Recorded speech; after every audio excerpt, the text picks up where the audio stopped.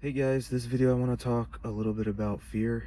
It's just something that I was thinking about earlier as I was walking, and without any distractions like, the phone or music or YouTube or anything, which I highly recommend because in those moments of when we're alone with our thoughts and alone in, the outside environment and more integrated with it than we are when we're oblivious to it and integrated with other technologies and things.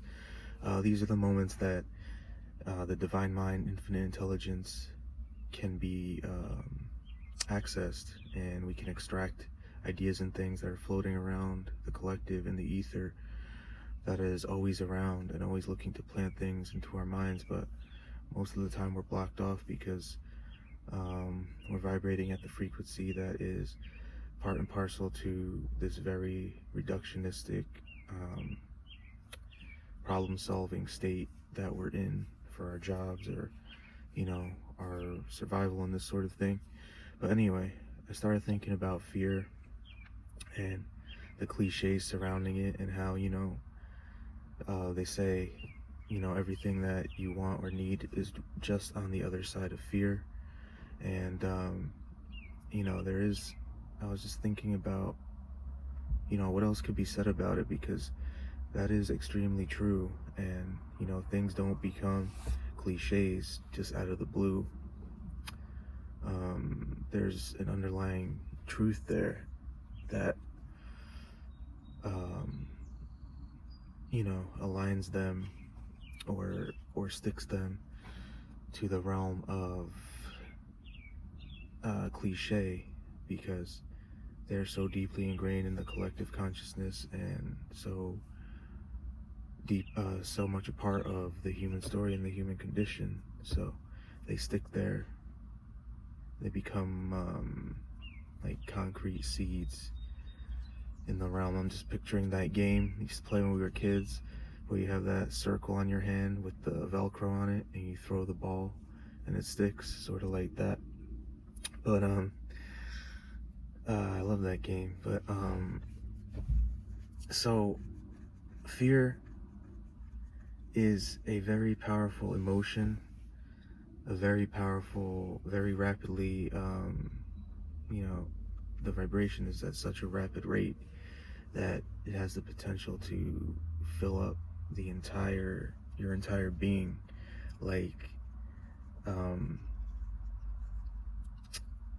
like when you blow up a balloon and you just completely, the balloon material, the plastic, whatever it is just completely filled up with that. And that's what fear does to us. But it doesn't allow us to float, it allows us to sink. And the thing is that uh, we allow these fears that exist within us for a variety of reasons that, they've been conditioned. And because when we're kids and when we start out, we have no fears. We learn fear through conditioning, through observation, through negative experiences, and as a sort of defense mechanism to keep us safe and this sort of thing. But they can very quickly get out of hand like a forest fire. And we build them up to be, and we feed them with energy. We allow them to grow. We give them the nutrients and the energy and things that they need in order to grow and to take root in our subconscious and then direct our realities. Because without that input from us, they are nothing. They're just smoke that dissipates. But we get into this point where we allow them to be the barrier to entry and to deter us or prevent us from the self-growth, the self-understanding, the exploration, and all of these things that would allow us to manifest our ultimate selves. And it's like, that part of the club that's roped off, and all those fears there, and the monsters under your bed, and the things that in the closet, the monsters in the closet, these sort of things, that the way we personify them when we're kids and things in order to rationalize and make sense of it, so that it, the mind of a kid is very open to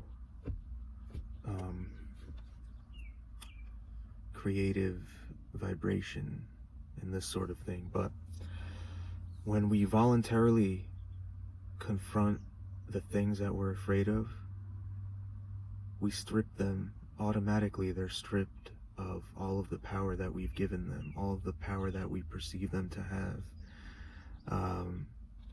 You know, it's like I saw a cartoon one time. It's like, you know, the shadow is this big giant monster, but what's casting the shadow is just a very frail, feeble child. And that's really what fears are. They're like bullies. They're like things that thrive on the misguided perceptions attached to them by us, and the grandiosity that we associate with them and that we impose upon them. But the very act, and this is evident in, I'm sure, you guys' lives, whenever you've confronted a fear, and automatically, when you push through it, that roped off section, those ropes are gone, and it just dissipates into the nothingness that it always was. And because that very act of voluntarily confronting the fear and pushing through it carries with it the elevated and necessary vibration that the fear cannot stand up to. It's like the kryptonite. It's like it's kryptonite to Superman, you know? But there's something to be said for the voluntary confrontation of these sorts of things, and that aligns you immediately with tremendous power and enriches you with tremendous power. And like I said, the fears and things just can't hold up, so they dissipate into the nothingness that they always were, because they're phantom fears. They exist in our head and nowhere else. They manifest in reality because like I said, we nurture them, we feed them, we give them the nutrients that they need, and the energy that will allow them to transmute from the realm of emotion and the spiritual realm into their physical counterparts in this realm that we occupy.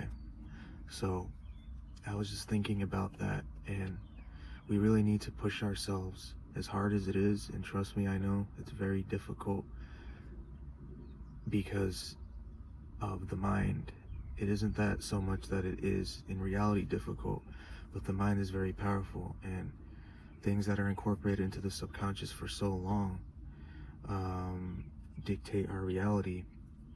And the longer that they're indulged and energized in all of these things, the more real they become, and the more of a concerted effort and the more difficult it is to weed all that shit out, and you know, just get rid of it so that you know what it truly was, which was nothing.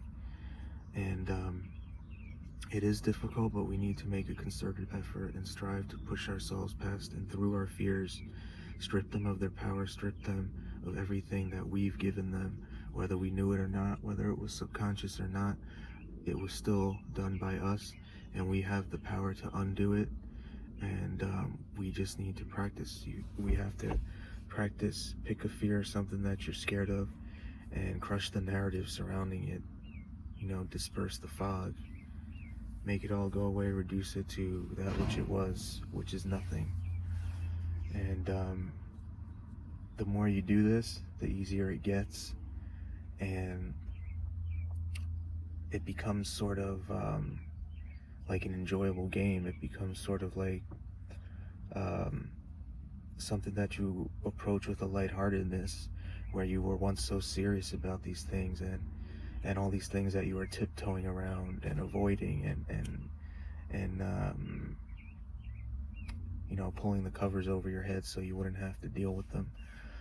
You approach them, you know, it becomes like a game. It becomes like something you enjoy, because at each fear that you topple over, the next one becomes easier, and that positive momentum props you up, allows you to unlock other aspects of yourself that have been dormant up to that point, and allows you to manifest higher versions of yourself, and strip away more and more aspects of the false consciousness that resides within all of us. So um, everything, we got to keep in mind, we have to stop taking ourselves so seriously and life in general so seriously in certain regards, and have more fun with stuff. That's another thing that will um, strip away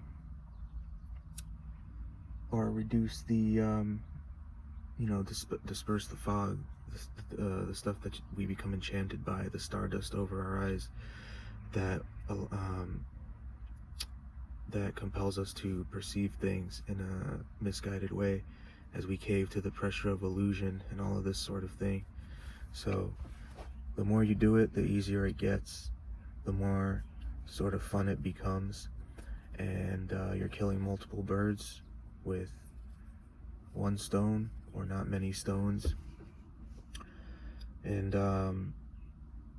you're becoming stronger for it. And the initial one is always the most difficult, because you don't have the experience, you don't have the positive outcome yet, the positive reinforcement and this sort of thing that will empower you and strengthen you and energize you to pursue the next one. So you have to start from scratch, and it's going to be difficult, but you have to make that decision and make that concerted effort and do it with courage and with gratitude and humility and all of these sorts of virtues that in and of itself serve to energize you as well. So just because it may be the first one, the very fact that you've decided this and you've decided to change the narrative, that in itself is a tremendous form of power, akin to positive reinforcement that comes from as a result of doing these sort of things.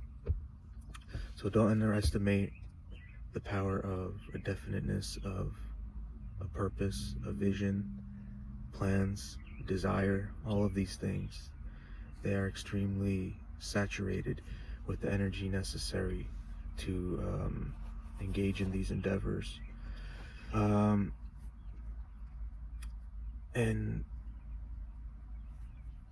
know that, you're not alone in this. We all go through it. There's a tendency we have to think that, we're the only ones, and this is a sort of victim mentality and sort of a cop-out that we can use to strip ourselves or to absolve ourselves of the responsibility we have to work on these things and manifest the sort of reality that we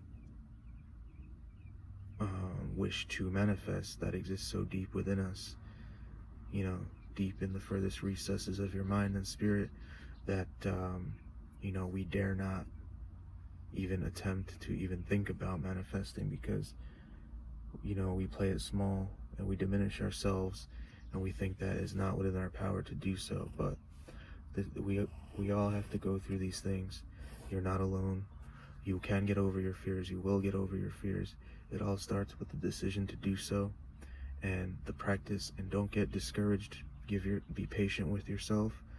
Allow yourself grace, and just the persistence is the most important thing, not the results.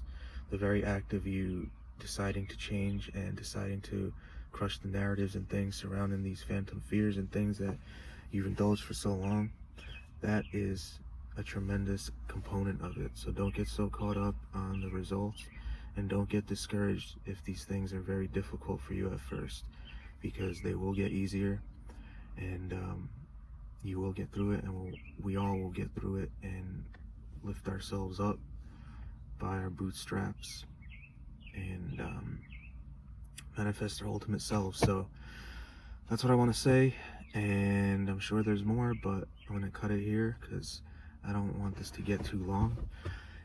If you could like this video, subscribe to the channel, leave your comments, your feedback, your suggestions, anything that you may want advice on, anything you might be struggling with, feel free to leave that. I'm sure that takes courage as well, and that is to be commended, and I appreciate those sorts of things. So check out my other channel, Ray Rivera. I have music and art on that channel, and you know, the message of this channel, why I started it, was just to utilize the gifts that God has given me and for the betterment of myself, to explore my consciousness, and more importantly and most importantly, to sow some words, some seeds out there into the collective that can be picked up by someone that may be, you know, in dire straits, or maybe struggling, or may need to hear a different perspective, or just some sort of light in their darkness. And you know, that is my desire. So the name of my channel, It Never Was About You, that has to do with the suffering and trials and the tribulations that we go through, that are a necessary component of the human saga and our all of our journeys, and are the ultimate blessings if we extract that from them, and if we orientate our minds properly and confront them properly, then we are allowed to extract nothing but the blessings from them and utilize them as fuel, as a springboard to manifest our ultimate selves and the purpose that God has for us, and that is to have a profoundly positive impact on everybody that we encounter and everybody out there. And that is the ultimate goal, to influence and impose upon the collective in a positive way. So your suffering is not about you. Don't take an attitude of discouragement or complaining, or you know, assign negative vibrations and connotations to it. Embrace it, utilize it, and you will get through that as well. So keep that in mind. I'm making a video every day for multiple reasons. So far I've been successful on that, and I'm going to keep doing that, and more to come. So thanks for watching.